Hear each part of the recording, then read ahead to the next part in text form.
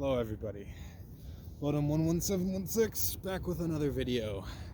So today I'm in a slightly different spot. The hill is right behind me here. So it is, well, currently it's 10:42 a.m. on Sunday, December 27th. It's about 32 degrees, so it is pretty cold. And there were actually some people running the hill this morning. There was a girl with her dog at like 9:30 a.m. and then a family went up there to climb the hill really quick. So it's like I'm just gonna stay down here so I don't get interrupted, and then I'll just do the video down here. And it's funny because last time I did the video over there, which I'll show you guys at the end of the video, kind of where I am in the perspective here, but my previous videos were over there, the two-part series. So I'm in a little different spot today, but I'm still got the hill in my background, just like, so actually you guys might see some people running if anyone else goes up there today. But I do have many updates today. A lot has changed, so I definitely needed to make this video. And obviously it was summer the last time I made the video, so definitely am happy to be back out here to get a bunch of updates here. So to start out, where to start? So the last video, at the end of it, I said that I was thinking of going to New York that summer. So I made the last video in May, and it was a couple months into COVID, so everything was like kind of like shut down. I'd say March, February, Marchish. That's when like everything really shut down, and then my company shut down early March. So last video was a couple months into the lockdown. I was working from home in Kenosha. Luckily I'm back in the office now, and I'll get to that later as well. Oh, there's some people over there. That's always good. So you'll probably see, and maybe they'll run up the hill again. And the sun came out as well, so it's right in my eyes, which is annoying, but whatever. So I was working from home in May, back in the office now, and it is they're developing a vaccine. Pfizer and Moderna, I believe, are the two companies right now who have developed it. And they rolled it out in UK, but I think they're still FDA testing currently in the United States. So it hasn't. I think they're on the hill, or someone is, but whatever. We'll keep going with it. We'll keep going with it. So yeah, basically a lot of things are still locked down. Last video, I know I said I didn't need a mask to go into Walmart. Now in Wisconsin, they are requiring masks in Walmart, which is pretty annoying. Anywhere you go, any indoor area, I think, in Wisconsin at least, you do need a mask. So I always have a mask on me now, which is fine by me. It's whatever, but I still don't. I think it should be encouraged, not forced, to wear a mask. But like, they wouldn't even let me into Walmart. Like the first time it happened, they're like, you need a mask, and I'm like, well, the last few months I didn't need a mask, and things changed, so they didn't let me in. So I had to go all the way back home, get a mask, and then come all the way back to Walmart just to go to do a quick shopping when I'm at lowest risk. But anyways, that's neither here nor there. And they're loud, so they're probably, I think they're staring right at me, but that is definitely okay, because I don't think they see the camera, so they don't know what I'm doing. A little wind's picking up, but it's still not the best situation. It's pretty cold, but I'm gonna try and keep this under a half hour long. We'll see if I can do that. I think I started 10:42, so I'm 3 minutes, and let's just keep going. So basically, I was living in Kenosha, my last video, with Kenosha, Wisconsin, and then I went to New York in late August. Jeez, they're loud. They're staring right at me. This is kind of funny, but I went to New York, to visit my father and my grandmother in late August. So I did that. The dog's trying to chase me now, so that's always fun. They're calling it back, though. Hopefully it does not ruin this video. I'm gonna still keep rolling. If that dog comes and tries to attack me, I'm gonna keep rolling. It's gonna all be on video here. But I'm actually gonna kind of be a little quiet here so the dog doesn't come chasing me. Of course this happens. Like, I tried to make this video yesterday, but there were also people at 10 a.m. at 28 degree weather running the hill at like 10 or 11 a.m. So it's like, I came back today, I'm like, okay, I'll get here early. I'll get here at like 9:30, and there were of course still people running the hill. So I can't get away from people, but it is what it is. So I think they're leaving. They're kind of going on that path. Grab the leash. Okay, they got the dogs on the leash now, so I should be fine. Anyways, geez, just trying to make this video, man. So yeah, I went to New York late August, and I was living in Kenosha. A man named Jacob Blake died in Kenosha no, he didn't die. He got shot like multiple times by an officer for resisting arrest in Kenosha. He was black, the officers were white, which automatically creates a very bad image in the political arena, and news sources can easily spin it to make one side look bad, and in that case it would be law enforcement. So basically that's exactly what happened. This man resisted arrest. He was I think if I get the story correct, his ex-girlfriend called the police on him because he assaulted her in her apartment, and the police were responding to the call. I think he had warrants for his arrest previously as well for felonies he may have committed, and the cops were basically there to break it up, to probably arrest him, and that's what they were trying to do. He resisted arrest. He was told many times by the officers to stand down. He went over to his car, he reached in, and then when he reached into his car, that's when the cops finally shot him multiple times. And it's all on video as well. His name's Jacob Blake. So that happened. It's pretty crazy. That all happened in Kenosha. So of course the town where I moved to, it's not like a huge city or anything. That happened to happen there. But the lucky thing is I moved to Oak Creek, Wisconsin, which is right south of Milwaukee. I moved like only a couple weeks before that. So basically, the shooting happened, I think, yeah, it must have happened like early mid-August or something, or maybe late July. And then I moved, and then I went to New York like right after. So when I was in New York is actually when the shooting happened. So I remember like waking up every morning, just going right to Twitter, seeing what everyone was talking about it and all that. So that happened when I was in New York, and I was just super happy I was moved to Oak Creek at that time, which is where I am now. Because obviously, if you want to look at any of the videos, you know, Antifa was there, like bad people were coming all over the country to cause as much chaos as they could in Kenosha because of the shooting, which is I think somewhat justified if you watch the video for yourself. But either way, they were coming, even if it wasn't justified, you know, they were breaking innocent people's cars. They would just go to parking lots, smash rocks through windshields. So I'm super glad I didn't have to stress about that while I was in New York, and I got out of there while I could. So anyways, now I'm in Oak Creek, Wisconsin. I wanted to move closer to Milwaukee because that's where I was thinking of getting my MBA, and as it turns out, that's exactly what I did. So I started my MBA program at University of Wisconsin-Milwaukee. Just finished my first semester there. I took 3 classes, 3 credit hours each, so 9 credit hours that semester while still working full-time as a credit analyst at Uline. So that is what happened last semester, and I did pretty well that semester. I got a B-, a B+, and an A-. The 3 classes I took were marketing analytics, marketing strategy, and a business technology class. It's basically data mining. So those are the 3 classes I took. I got a B- in marketing strategy, a B+ in the data mining class, and an A- in the marketing analytics class. How my company works is you get reimbursements based on the grades you get. So I get 100% reimbursement up to $7,000 a year for an A. I get 80% reimbursement for a B and 60% reimbursement for a C based on the classes I pay for. So essentially whatever I paid for my marketing analytics class, since I got an A in it, I get 100% reimbursement, and then 80% for the other 2 classes. For marketing strategy class that I got a B- in, I ended up with an 86.44% in that class. Yeah, that's right. You heard me correctly. I got a B- from an 86.44%. I don't know how that makes any sense.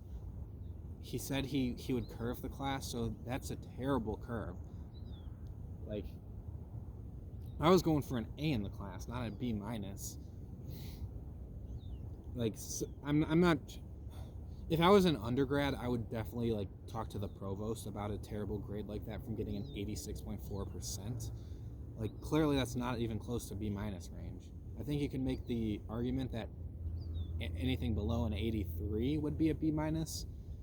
even that might be stretching. Like, I think below an 82 is probably B minus range, but 86.44, like that's closer to B plus range, my guy.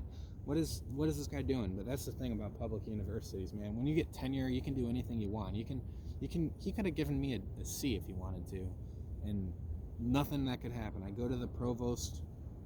If the guy has tenure, like it's a messed up system, but that's a topic for a different story. All I'm doing is I'm just trying to get the MBA next to my name, and it'll take 3 years to do so at the rate I'm going to be going.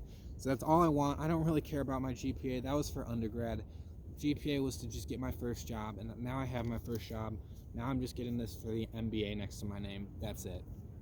So that's why I'm taking this, which is why I'm not like arguing this B minus or anything. I'm not going to try and talk to anyone about it. I'm just going to accept it. I still get 80% reimbursement because it is still a B, so it only affected my GPA. It didn't actually affect my reimbursement that I got from my company. So although it's kind of demeaning, and I don't think it's fair for me to get a B minus in that class based on an 86.44, it is what it is, and I'm not going to complain about it. I'll just accept it. On to the next topic. They were all online classes, by the way. I was planning on taking one class on campus and then 2 classes online, but because of COVID, the one class turned into an online class, so I ended up just taking 3 online classes, so I never even went to campus at all. I just basically did my work from home, or I would study like before or after work a little bit. But the thing is, because of COVID, like a lot of things were locked down. So like this past month, libraries were completely closed. So I actually had to go back into work on my off days to try and, because I didn't have anywhere to study. Like Starbucks didn't have any chairs open, and libraries were minimally opened, and on weekends they weren't even open for a couple libraries around me. So I literally drove a half hour back to work just to study there all day, which was obviously terrible. It's like, what do you do for all these kids who have to, or students who have to study from home, and you're not even letting them go to the library now? So I think the whole thing's just a mess. I don't think they should have closed libraries. I think that's the one thing they should have kept open, like all day. Like people still need to study. People still need to work. It's like I got my little 1-bedroom apartment, so I didn't have to study there. And then I'm locked out of everywhere else, so I did have to study there a ton of times, which is pretty disappointing, but I still pulled decent grades, 2 B's and an A. I'll definitely take that for a busy semester as I just had, along with working full time. So I'm not complaining. I'm still proud of myself for what I did. And again, I'm just trying to get as much reimbursement as I can. I don't really care about GPA, so I'll take that semester. I'd consider that definitely a win for me. And then next semester, I'll probably just take 1 class online. So this was going to be my busy semester. So since my company reimburses $7,000 a year, last semester was the last semester of the year, right? So each year is 2 semesters, from January to May, and then from August till December. So those are 2 semesters. So since I started school the 2nd semester of the year, I wanted to fit as many classes in to get that full $7,000 reimbursement. So I took 3 classes, which total about $7,500 for the semester. So that way the whole year I can get that $7,000 reimbursement, or basically I'd be paying $500 extra, assuming I got all A's, which I didn't, but I wasn't going for all A's, but hopefully that makes sense. But that's why I took 3 classes last semester, because I wanted to fit in more. I wanted to pay for more classes to get most of the $7,000, because if I only took like 1 or 2 classes, it would have only been like $3,000 or $4,000, in which case if I got all A's in those 2 classes, I'm still wasting, or I'm not using an extra $3,000 that I could have used to also help. So I threw in 3 classes to get the most of my year. So now it's a new year that's starting, so I'll probably only take 1 class next semester and then 2 classes the following semester. Still be around $3,000 or $7,000 in total, and then try and get the reimbursement. And then I'll do that for another for 3 years total to get enough credits to get the master's degree. So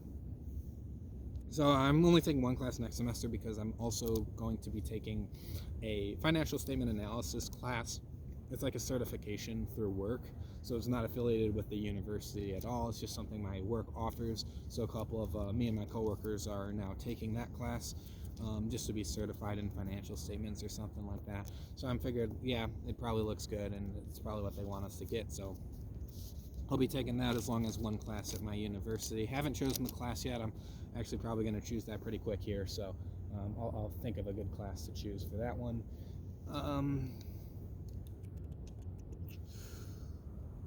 Other than that, I also did. So last video I did talk about reading a new book called The People's History of the United States by Howard Zinn, and I don't think I started the book in my last video. I think I was going to start it, or maybe I did, I can't remember. But basically I read it all summer and I got halfway through it. It's a really tough book to read, a lot of pages, very small words, and very large concepts about United States history. So I got halfway through it last summer, and then I stopped this whole past semester to focus on school, and I just started picking it back up again.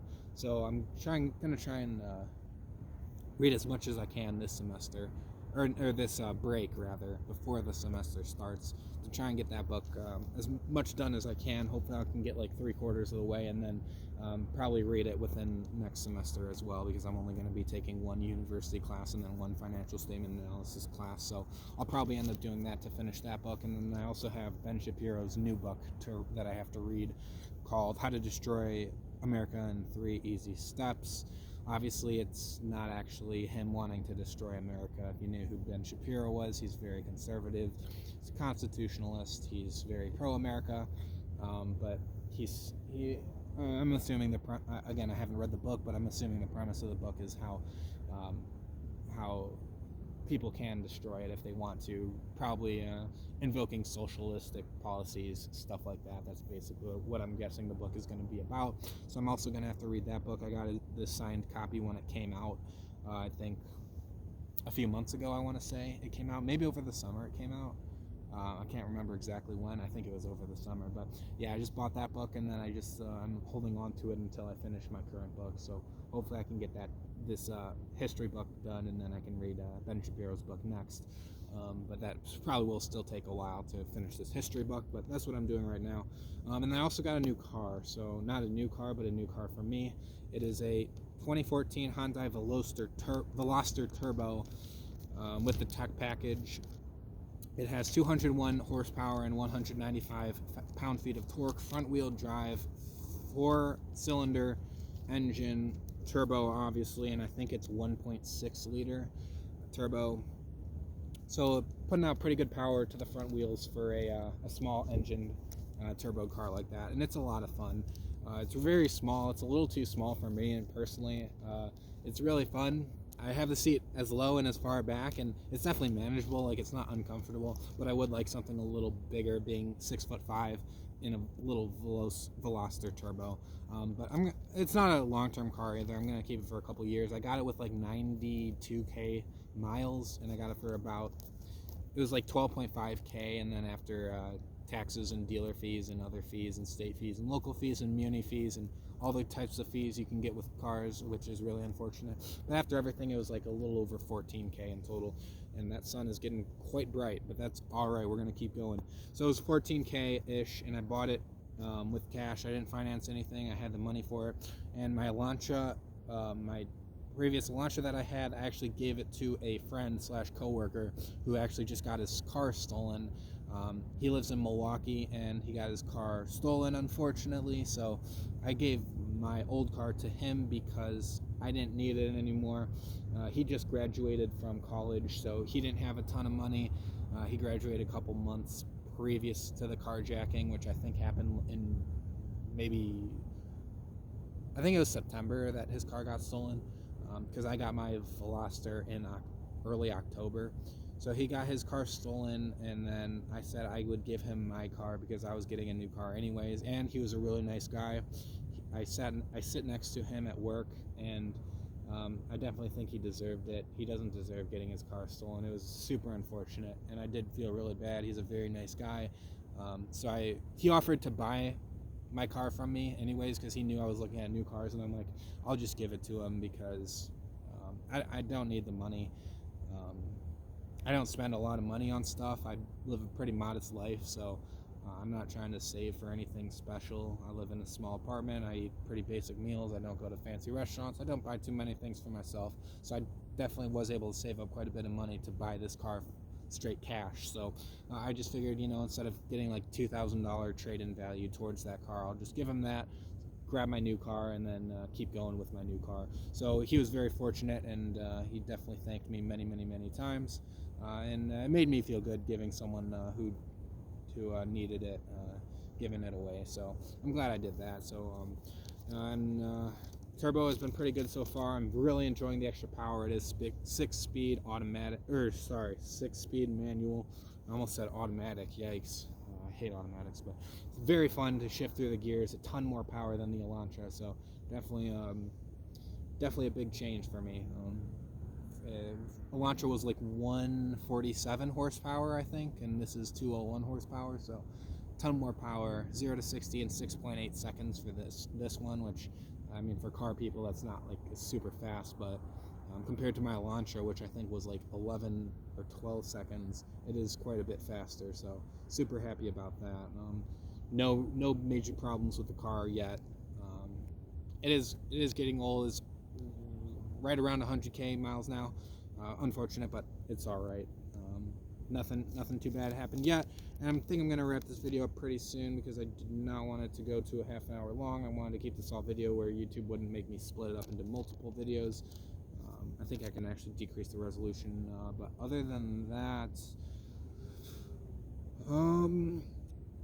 volleyball. So I started playing volleyball. So last summer I played sand volleyball over the summer, which was really fun.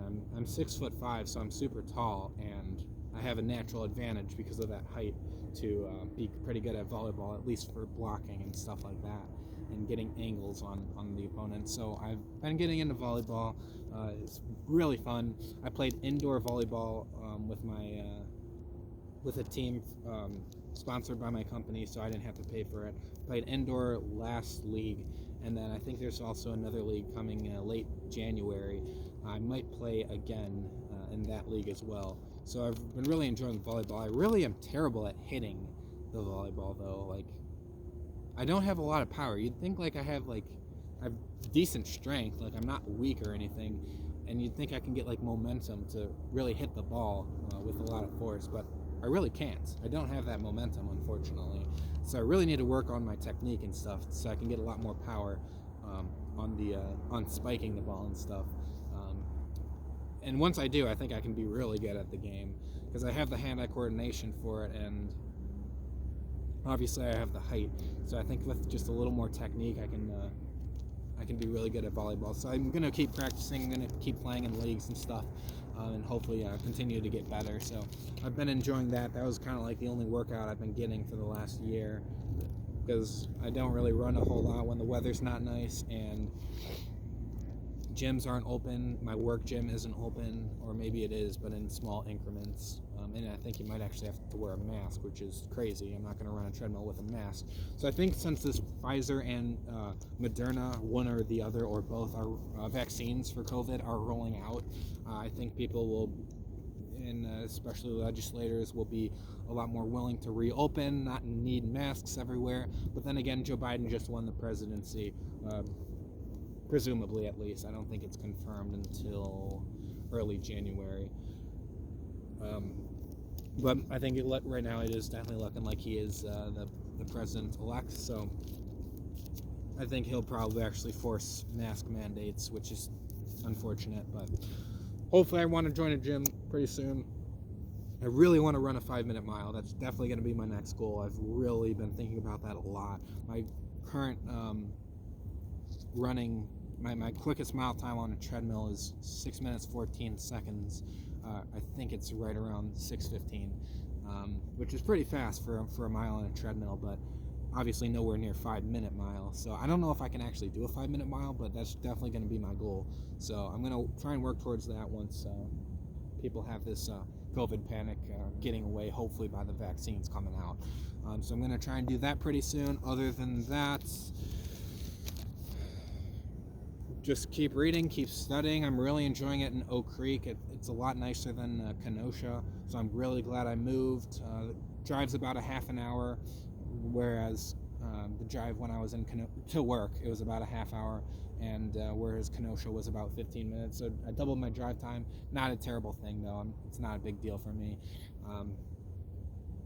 Because I live like right next to the highway anyway, so I just go south on the highway to work. Not too bad. And I think that's just about all. It's all my updates. And then plans for the future, not a whole lot. Just keep working, keep taking classes. I don't really plan on going anywhere. I might try and go like snowboarding this season or something. I was kind of thinking about it last year, but it never went through, so maybe I'll like get some of my coworkers together, and I know some of them really like to snowboard and ski and stuff, so maybe hit a hill or something and try and just go snowboarding, because I think that'd be pretty fun. So I'm going to try and do that once or twice this year, but other than that, I don't think I really have any other plans.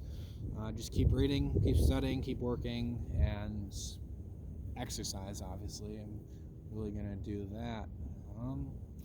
Yeah, I guess that's it. So I'm going to show a quick 360 of everything. Yeah, the sun definitely came out, so looking a lot nicer now. Let's see. What are we doing on time? 26. Nice. It's going to be less than 30 minutes. Perfect. So that's the hill anyways that I normally film my videos. And this is just a baseball diamond. And then there's a tennis court over there. The train tracks are also over there. And that's where I filmed the last time. Last video, right over there. So I was sitting like right behind that green fence. And then I had that in the background. And I got my soccer ball. Let's see if I can do anything.